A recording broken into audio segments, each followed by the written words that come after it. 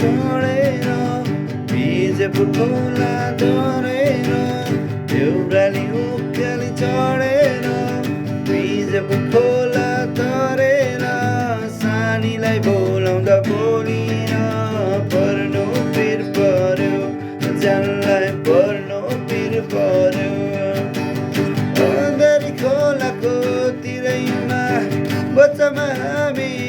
खेल्थ्यौँ अँधेरी खोलाको तिरैमा बच्चामा हामी खेल्थ्यौँ गण्डकीको तिरैमा भय टिपी